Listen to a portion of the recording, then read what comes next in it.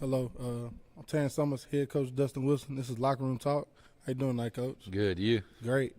Last Friday night, the Yellow Jackets welcomed the Station Camp Bison into the nest for homecoming. The Jackets got on the board in the first quarter with a Jaden Hurst 5-yard touchdown run, set up by Clarence Cobbins' 55-yard interception return. But little did the Jackets faithful packed in the nest know the fireworks were just beginning. In the second quarter, following a Jackets blocked field goal return to the end zone by the Bison, C.J. Cobbins took the ensuing kickoff 98 yards to the house. And later in the second quarter, Cobbins was found in the back of the end zone by Parker Betts. In the third quarter, sophomore running back Lemaire's Dallin made a beautiful 56-yard touchdown run to put the Jackets up 28-13.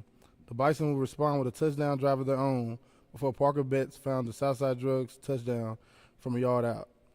In the final seconds of the game, Station Camp completed a 23-yard pass to be down 1 point with no time left in the game. The Bison chose to go for the win by trying a 2-point conversion.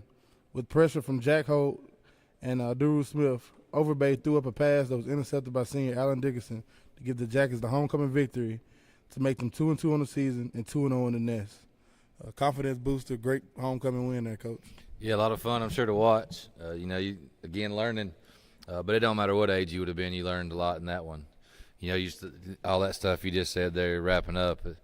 You take out each team both had a conversion failed throughout the game. So we had a bad snap, and Ali couldn't get a kick in, and they did the same. And you come down to a 2-point play, like just stuff sitting there watching the game as a fan, I'm sure like it was exciting. And if you got up, you probably missed something. What we start off the game, defense like you want, 3 and out, looking good. They do the same thing, though.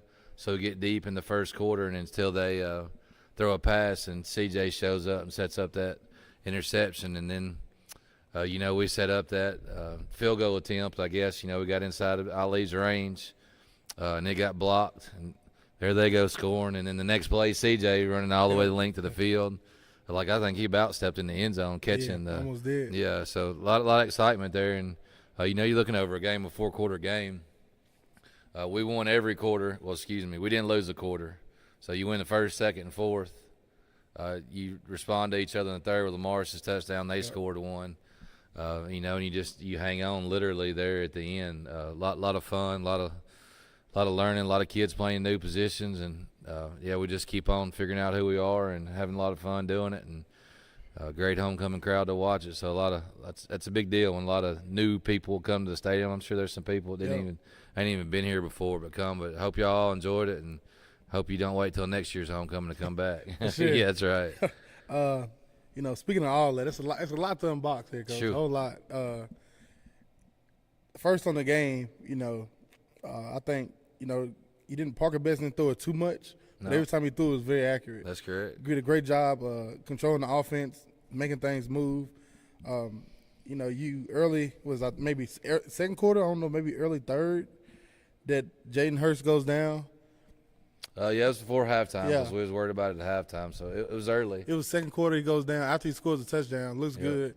And you know how explosive he's been for us. So it's like, man, you go back to the beginning of the season, KJ Chapman was thinking to get some carries this year. Yeah. He goes down. Jaden Hurst, we're literally like, come on now, we can't catch a break. And lo and behold, we talked about people coming up and stepping up this season. Sophomore Lemaire's Dallin takes the ball 56 yards, looking just like his big brother, Coach, running crazy. I'm like, this is beautiful. And then, of course, defense showing up, Duru Smith and, all those guys up front, the back end, everybody played defense. And then, of course, C.J. Cobbins just took over the show. Yeah, just running up and down the field. I mean, it's really – I don't care if you, knew what you were watching or not, but you noticed 24. And, you don't take away anything from any lineman. When defensively, when they was passing there at the end, we went with pressure. So the linemen were doing their thing to the back end to get it. But offensively, after C.J. score, nobody touches Hurst going in there on that 5 or 6 yard. So there's execution going on by our linemen too, but just some good stuff going on. Again, flashes. Maybe getting a little tired there at the end because we've been on the field a long time, but still just figuring out who we are and trying to do what we can do best on the putting their kids on the field. But just like Hurst, that put Parker on the field on both sides of the ball the whole game. So that's just what we went with for that game. Who knows what'll be next?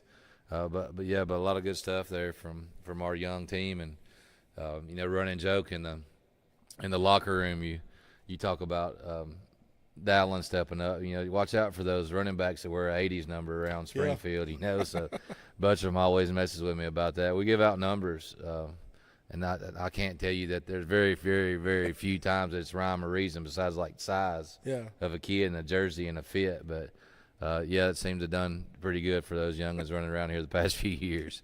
You can go back to, I guess, in 2018, you got a quarterback sitting there with Brian Hayes, 32, number 32 on. Yeah. And people's like, what is this? And like, it's just, like you said, that time you come in as a freshman, whatever number you get, you usually stick with it. Oh, Duran used to hate 23. Yeah. You know, now everybody knows 23 in Springfield was Duran's number, but it's just something that goes about it. But yeah, back to what Daniel's had it for 3 years here recently. The Hurst now and Dallin. I'm sure there's some before it, but sorry, y'all, if I'm disrespecting y'all. My memory fails me these days. But ain't good no stuff. memory fade because ain't too many people running that ball with 80s, 80s on their back. Yeah. And then, you know, we go separately from the game, and you talk about just, you know, great, beautiful presentation of the 1993 team. Killer. That was amazing. Everybody, you know, came out, and it was people in the crowd saying, "Is that such and such? Is that such and such?" Like, they remember the names, and it's just, of course, you know, 30 years later. Yeah, we're old. I missed that one barely, so I'm right at 30. But 30 years later, they're like, is that such? Yeah, it is him. You know, people may look skinnier, people may look fatter, but that's us, man. And it was a beautiful night. Then on top of that, the 1993 celebration, you go on and talk about just the class reunions and homecoming festivities. The nest was buzzing. If you wasn't there, if you wasn't there, you absolutely missed the. Well, first of all, I got us be daddy for a minute. The first presentation was killer because that little blonde-headed girl in there. But about homecoming always makes it special.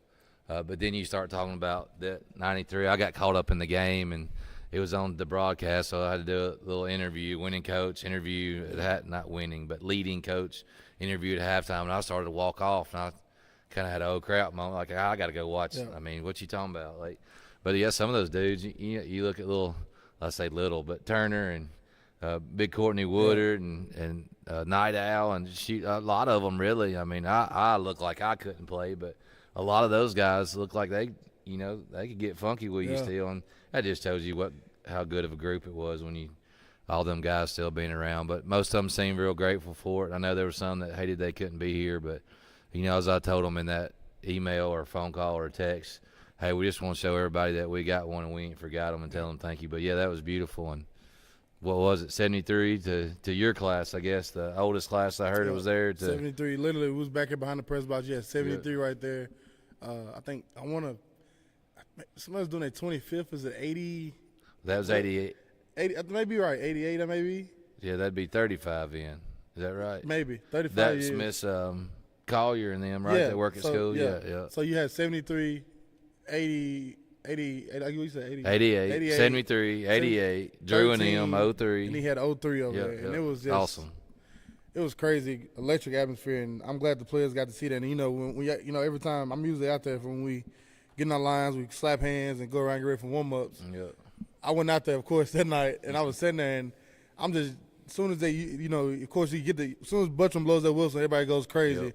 And everybody's eyes went straight towards that field, and instantly the conversations went from, oh, what have you been doing, this and that, to what the Jackets going to do tonight. Yep. And it's a beautiful thing, man. And it's high school football, and it's our version of high school football, and it's awesome. And appreciate all y'all coming out. And, yeah, don't wait till homecoming next year to come out. But a lot of good stuff on homecoming 2023, and it was awesome.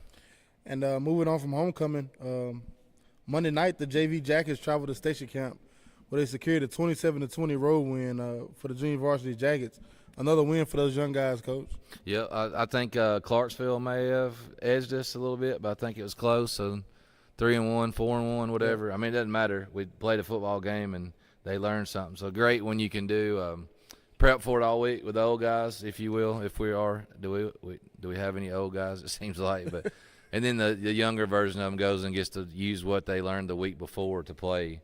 That's the JV setup. But once we got there and got settled down, rushing how JV is, it was fun seeing young kids play. And our punter on a bad snap runs like a 70-yard touchdown really for the win. And then we get to do victory at the end. So it's always good when you're getting in victory formation. But Station Camp had That was their sophomore team, actually, is what Coach was telling me. They had a freshman team also, but it don't matter. It's football, and we got to go play football, and they did a good job and learn stuff, and the future looks bright.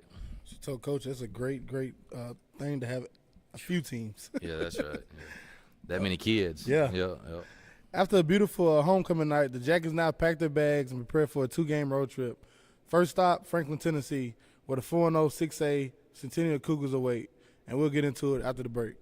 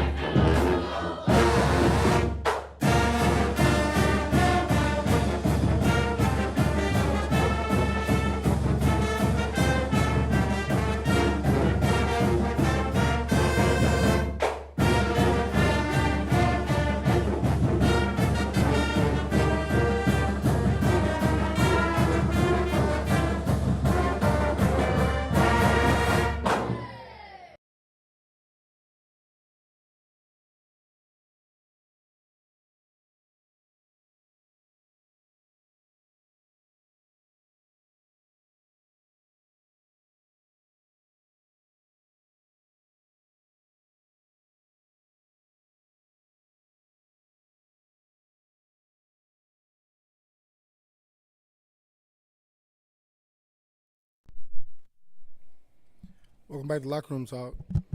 Friday night, the Jackets travel south to face the undefeated Centennial Cougars. This marks the first meeting with Centennial High School for the Springfield Yellow Jackets. The Cougars like to throw it around and get the ball in the hands of the athletic skill guys while defensively running the old school 5-2 look. Another big test Friday night is Franklin, Tennessee for the Jackets. Now in the thick of it, 2-2, 5 games being in this long September. I circled that beginning of the season, Coach. How long was September? Yeah. So as far as 5 games in September, we've seen a lot of different things in the first 4 games. This team is pretty much prepared for anything. Greenbrier, Clarksville, Henry County, crazy homecoming.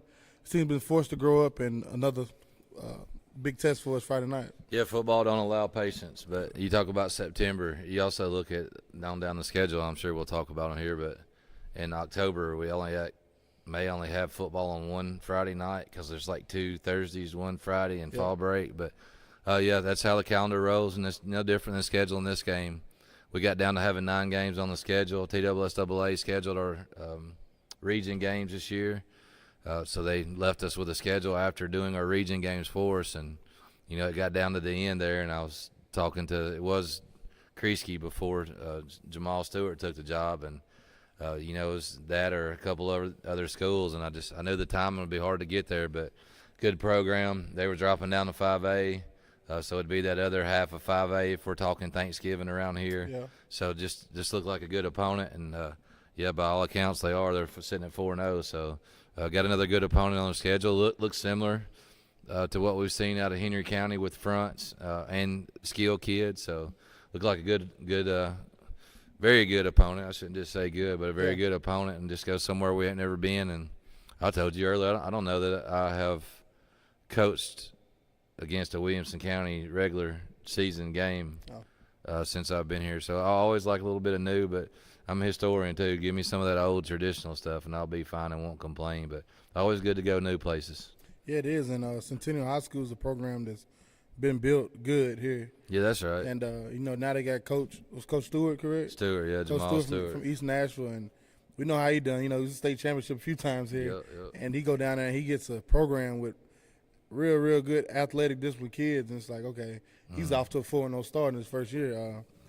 You know what you're gonna. Williamson County, great athletic support, programs. athletes, all of it. So it should, you know, you don't put bad people on your schedule when you make choices like that. So it's a good thing. It'll be good, and we'll go down there and we'll fight, and then we'll for 4 quarters, and we'll see what the scoreboard looks like at the end, how you usually do. And, you know, looking back at it, I said this team pretty much prepared for anything.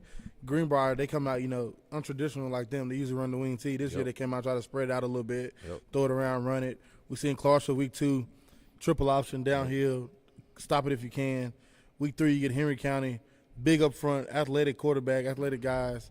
And then you go last week, crazy homecoming. It just takes you to the wire. Nothing typical there, just crazy, yeah. So this team has really been forced to grow up quick. And literally, if it was kind of like beginning of the season, everybody's like, what's the team going to be, what's the team going to be? Well, you molded the team and literally thrown them in the fire, coach. Yeah, it was. Said, yeah. Last week you don't have time to wait, so you got to go. And that's just like playing Centennial. If I were to compare them, front blocking, scheme, preparation looks like Henry County, but it's kind of flipped to what Henry County was. Their quarterback hitting that dude, but all their dudes is him throwing it to them. Yep. So they look good, and different challenge, and see what we can do. And you know, that's what you do is you work towards the ultimate goal of getting in the playoffs and seeing what you're prepared for. So another preparation and another opponent. We'll go have some fun.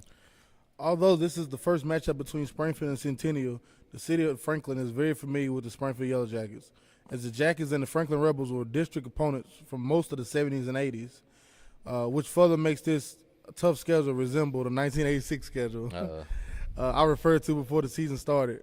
The Jackets lead that series with Franklin 12-7-1.